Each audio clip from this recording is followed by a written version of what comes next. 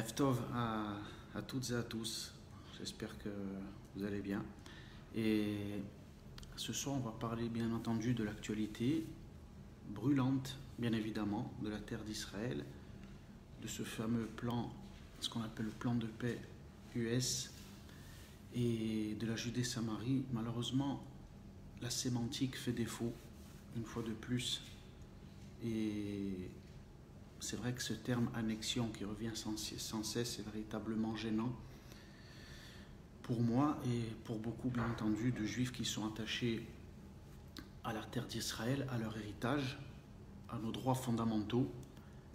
Et donc, je tenais à faire cette vidéo pour faire certains rappels et finalement rappeler quels sont nos droits, quelle est notre mission, quel est notre rôle à jouer, et à mon humble avis apporter finalement ma vision et ce que je pense finalement sur cet épisode qui est vraiment véritablement un tournant pour notre peuple et certainement pour l'humanité tout entière. En réalité, il n'y a pas d'annexion, bien évidemment, en Judée-Samarie, puisque la Judée-Samarie est le berceau du judaïsme, le berceau du peuple d'Israël. Nos patriarches, Abraham, Yitzhak, Yaakov, ont vécu l'ensemble de leur vie en Judée-Samarie, bien évidemment. Cette terre nous a été donnée. Combien de passages dans la Bible le prouvent.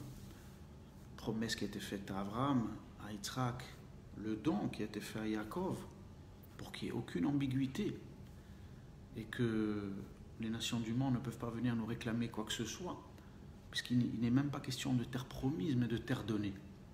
Précisément, même dans la paracha de Vayetze, quand il y a le fameux rêve de Yaakov, on parle d'une terre qui est donnée à la descendance de Yaakov, donc au peuple d'Israël. Ça, c'est le premier point. Nos patriarches sont enterrés à Hebron, comme on le sait, l'importance de la Judée-Samarie, dans ce qu'elle représente. Nos Imaot sont enterrés à Hebron.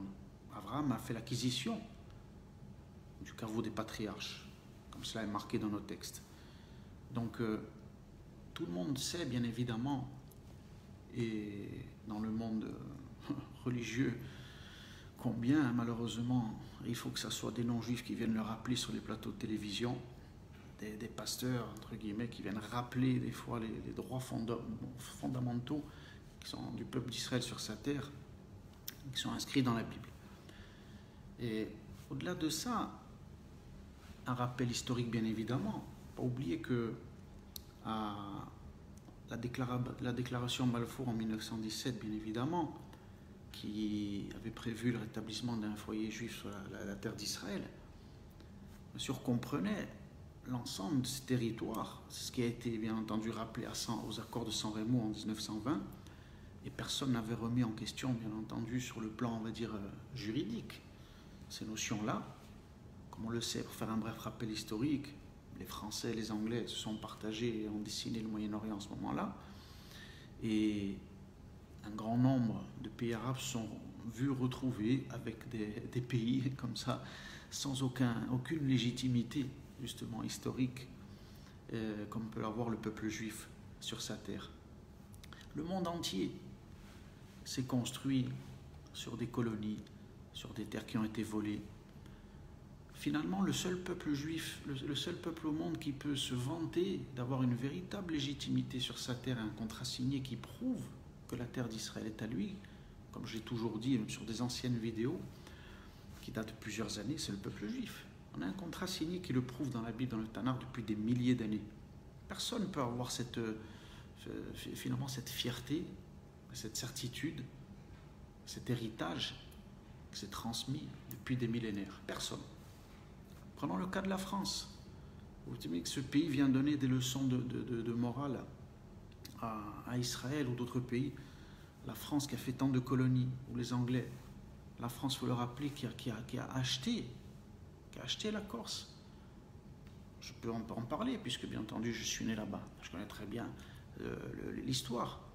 La France a acheté la Corse, pour ceux qui ne le savent pas. Elle a acheté les droits de suzeraineté à l'époque à Gênes. Et la Corse était une véritable légitimité, un peuple qui avait une légitimité sur sa terre. La Corse a eu une période d'indépendance véritable. La France a volé la Corse, on le sait. C'est ce qu'avait dit même Michel Rocard, un socialiste, une fois à l'Assemblée nationale. Il avait dit, il ne faut pas oublier que le mal est profond avec la Corse et il vient de loin. Il avait rappelé l'achat de la Corse.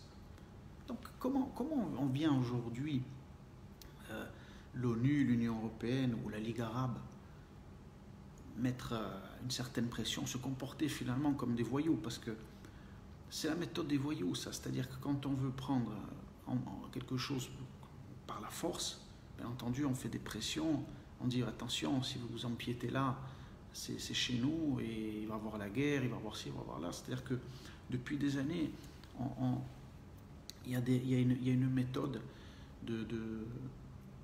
comme dans le gangstérisme, tout simplement, dans le grand banditisme, qui va empêcher, alors qui joue bien entendu malheureusement sur des faiblesses, parce que tout ce problème-là, en réalité, il vient de chez nous.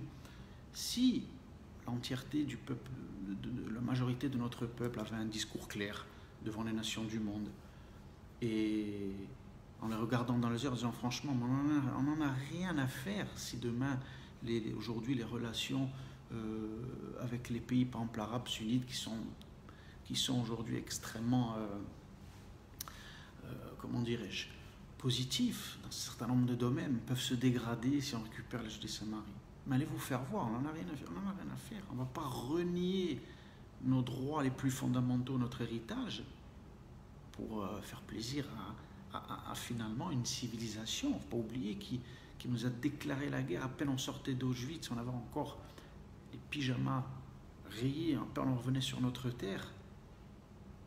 Et ils nous ont déclaré la guerre, ils nous ont attaqué avec 7 armées arabes, ici en 1948. Pas oublier. Alors c'est bien beau, bien sûr que c'est très bien que les relations diplomatiques sont en train de s'arranger avec ces pays-là, mais on ne va pas à un moment donné renier nos droits les plus fondamentaux. Et ce que Dieu nous a donné, c'est impossible. Alors que ce soit la Ligue arabe, l'ONU ou qui que ce soit, il faut les envoyer se faire voir, tout simplement. Tout simplement. Ce qui a permis au peuple juif de traverser l'histoire et de s'inscrire dans l'éternité, c'est l'Éternel. Et c'est en s'attachant en lui et en ayant une émouna, une foi aveugle, qu'on pourra bien entendu rétablir notre souveraineté comme il se doit et gagner toutes les guerres. En réalité, c'est un test ce qui est en train de se passer là.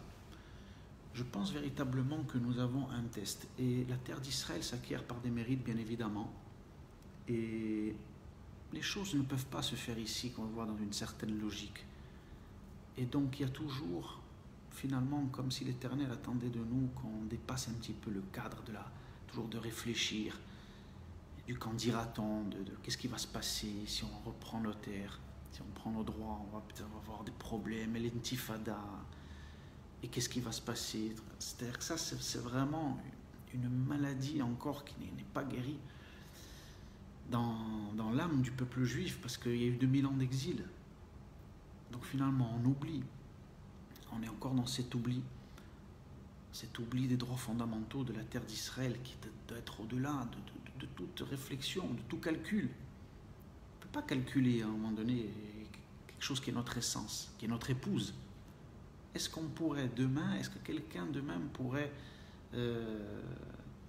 demain partager, si on lui dit, mais écoute, il faut que tu partages ton épouse avec un tel, personne va de suite se mettre en colère et frapper, elle ne va même pas discuter, elle ne va même pas entamer un dialogue.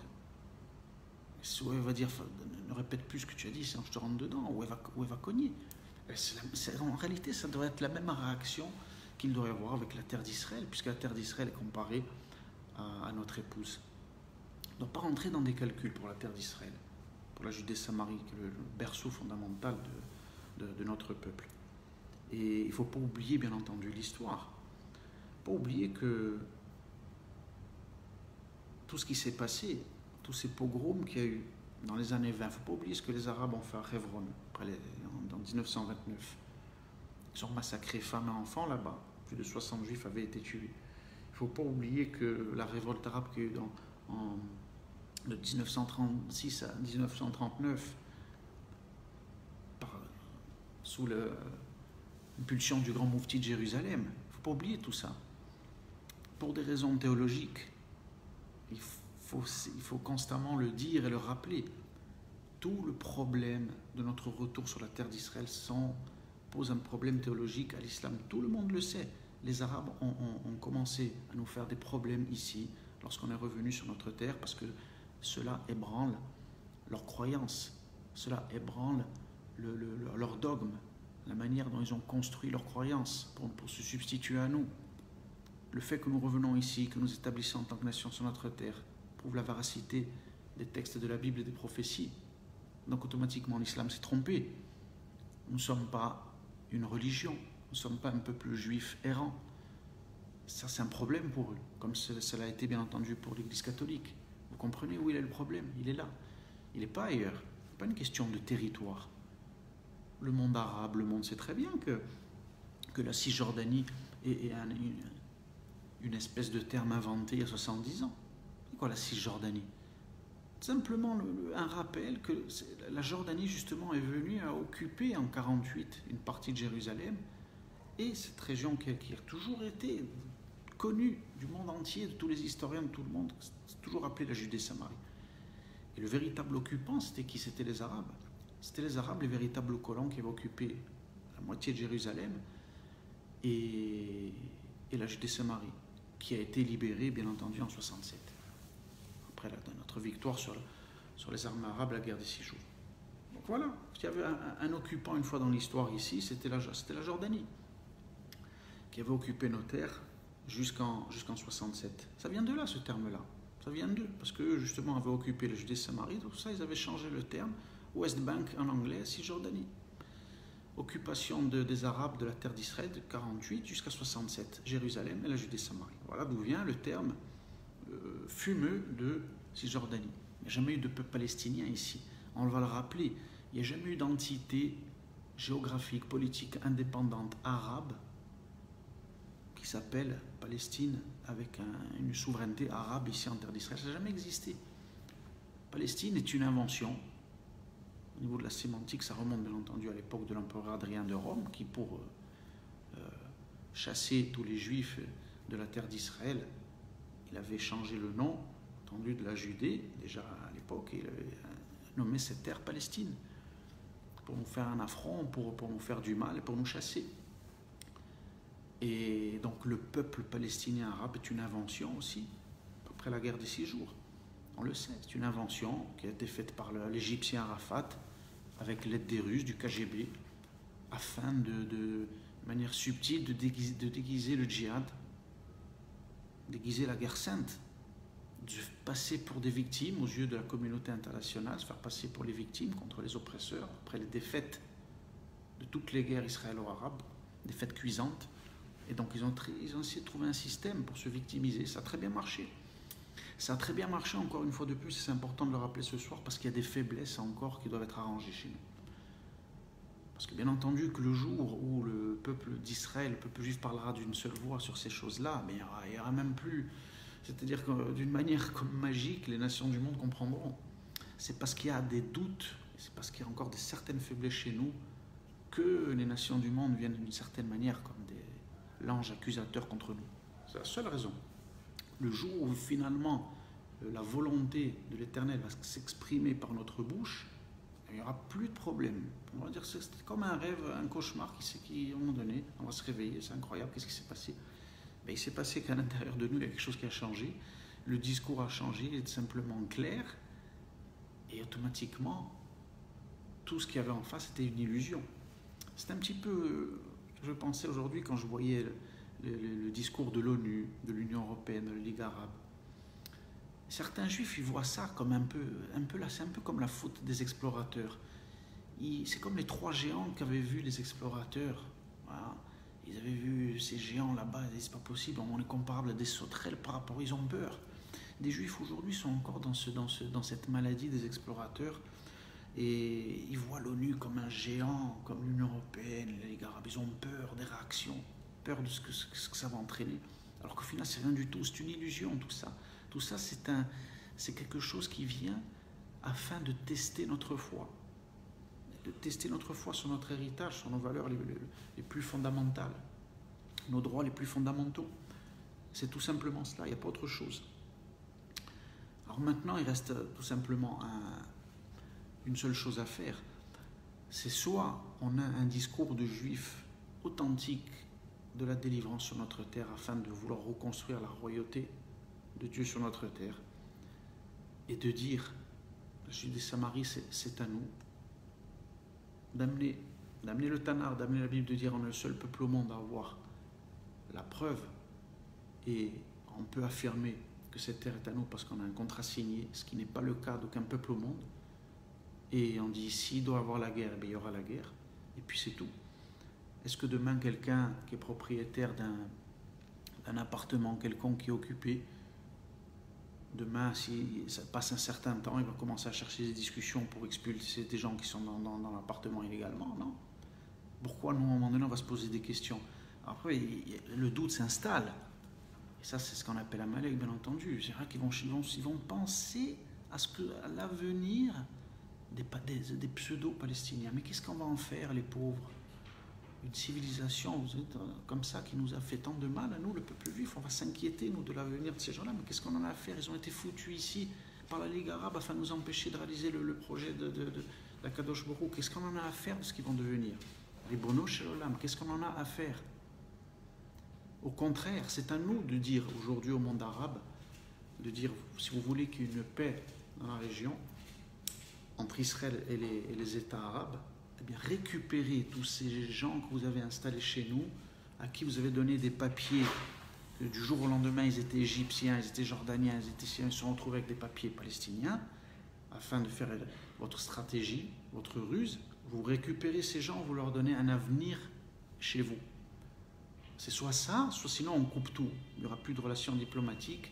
Et s'il faut une autre guerre avec vous, il y en aura une autre, mais vous allez la perdre encore. C'est ce que vous voulez. Il n'y a pas de problème. Nous, pour récupérer nos droits fondamentaux, la terre d'Israël, je dis Samarie, s'il faut faire une autre guerre, on va la faire. Je peux vous garantir que si on a ce discours-là, vous verrez que les Arabes finiront par comprendre que c'est tout leur intérêt, en tant que nation du monde, d'accepter notre souveraineté. Eux qui ont l'entièreté du Moyen-Orient, combien de pays ont reçu les Arabes? Ribono Shelolam, des pays qui n'ont aucune légitimité, comme on le rappelle, après les accords de San Remo, des pays qui n'étaient même pas à eux. Et aujourd'hui, on va discuter, nous, sur cette parcelle de terre qu'on nous a donnée, à Kadosh Baruch Hu, on va commencer à discuter. C'est n'importe quoi. C'est n'importe quoi, et finalement, ça enlève la beauté de ce qui devrait se passer. Parce qu'au final, on discute, alors on devrait être en train de faire la fête, de se réjouir et voilà, de danser dans les rues. Donc, essayons, avec tout notre cœur, notre foi, de vraiment d'avoir une victoire qui est belle, sans à un moment donné un petit peu avec de la fierté, avec de l'honneur, et en sachant qu'on fait la volonté d'Akadosh Baruch Hu. À toutes et à tous, à très très bientôt. J'étais un peu moins ces derniers temps sur les vidéos, notamment sur les parachutes, parce que je suis en train de terminer un livre, Be'ezrat Hashem, qui est presque terminé, et ça sera la grande surprise, et je vous en dis pas plus. Donc je vous dis à très très bientôt.